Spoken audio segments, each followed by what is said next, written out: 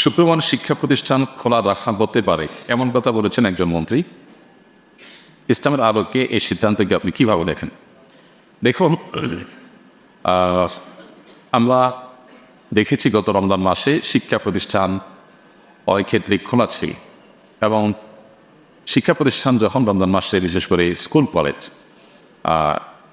আরও স্পেসিফিকলি বললে স্কুল যখন খোলা থাকে, তখন স্কুলের শিক্ষার্থীদের জন্য রমজান মাসে রোজা রাখাটা কষ্টসাধ্য, এটা বলাই বাহুল্য।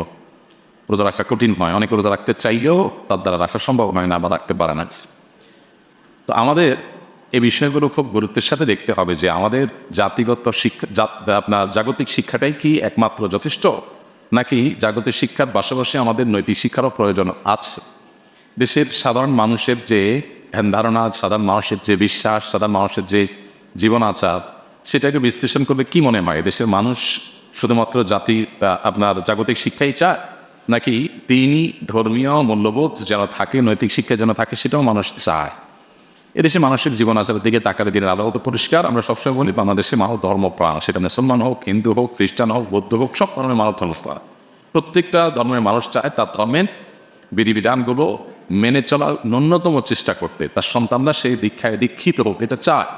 অতএব মানুষের এই চাওয়ার প্রতি শ্রদ্ধা থাকা দরকার। তবে শুক্রবার আমি যতটুকু শুনেছি যে শুক্রবার শিক্ষা প্রতিষ্ঠান খোলা রাখা হবে, এই সিদ্ধান্ত হয়নি বা এরকম কথা বলা হয়নি। তবে সম্ভবত শিক্ষামন্ত্রী বলেছেন যে প্রয়োজন হলে শুক্রবারও শিক্ষা প্রতিষ্ঠান খোলা রাখবেন, এটা একটা ইঙ্গিত দিয়েছেন তিনি।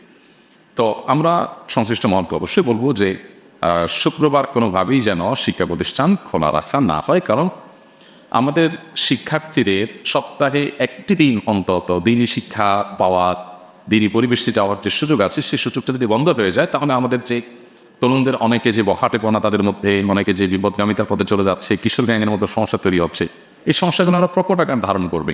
তাছাড়া এটা মানুষের চাওয়া পাওয়ারও পরিপন্থী। হ্যাঁ, এটা ঠিক যে মাননীয় মন্ত্রী যে দৃষ্টিকোণ থেকে বলেছেন, গরমের দিনগুলোতে শিক্ষা প্রতিষ্ঠান বন্ধ ছিল, পড়ালেখা পিছিয়ে গেছে ছেলেদের বাচ্চাদের, তো সেটাকে পুষিয়ে নেওয়ার জন্য বিকল্প চিন্তা করতে হবে। তো সেটার জন্য শনিবার শিক্ষা প্রতিষ্ঠান খোলার যেমন অপশন আছে, আপনার পাঠদানের যে সময়সীমা সেটা দীর্ঘায়িত বা বড় করার অপশন আছে।